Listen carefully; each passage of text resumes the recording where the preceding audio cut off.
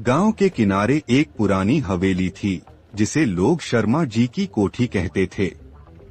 हवेली के मालिक शर्मा जी एक अमीर लेकिन ईमानदार व्यापारी थे। पूरे गांव में उनकी इज्जत थी। लेकिन एक अफवाह फैली हुई थी कि उनके घर में तिजोरी में बहुत सारा सोना और हीरे जवाहरात भरे पड़े हैं। इस खबर ने 3 चोरों रघु, बल्लू और पप्पू का ध्यान आकर्षित किया। तीनों आलसी और मूर्ख थे जो मेहनत से बचने के लिए चोरी को आसान रास्ता समझते थे। उन्होंने योजना बनाई कि रात में हवेली में घुसकर तिजोरी लूट लेंगे। रात होते ही तीनों चोर दीवार फांदकर हवेली के अंदर पहुंच गए। हवेली बहुत बड़ी थी और अंदर घना अंधेरा था। रघु ने धीरे से फुसफुसाते हुए कहा, चुपचाप चलो, कहीं आवाज न हो जाए। लेकिन बल्लू ने तुरंत माचिस जलाने की कोशिश की और धड़ाम, उसके हाथ से माचिस गिर गई, जिससे कुत्तों ने भौंकना शुरू कर दिया। शर्मा जी चौकन्ने थे। उन्होंने अपने नौकरों को जगा दिया, मगर मूर्ख चोरों को इस बात की भनक तक नहीं लगी। वे चुपके चुपके तिजोरी वाले कमरे की ओर बढ़े।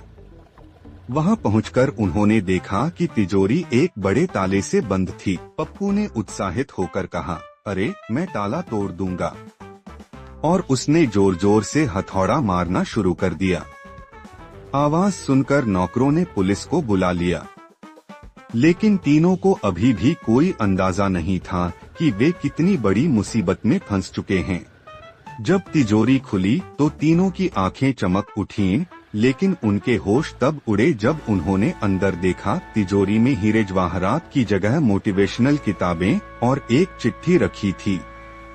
चिट्ठी में लिखा था, मेहनत और ईमानदारी से कमाया गया धन ही असली संपत्ति है।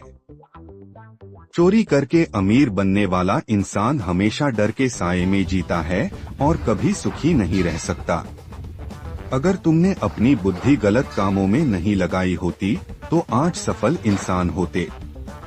अब भी देर नहीं हुई, मेहनत करो, खुद को सुधारो और अपनी तकदीर खुद लिखो। तीनों चोरों को अपनी मूर्खता का एहसास हुआ, लेकिन तब तक बहुत देर हो चुकी थी।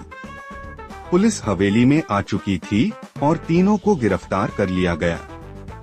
जेल में उन्होंने फैसला किया कि बाहर निकलकर वे मेहनत करेंगे और अपनी जिंदगी सुधारेंगे। इस घटना ने पूरे गांव में एक सीख दी, शॉर्टकट से कभी सफलता नहीं मिलती, असली दौलत मेहनत और ईमानदारी से ही कमाई जाती है।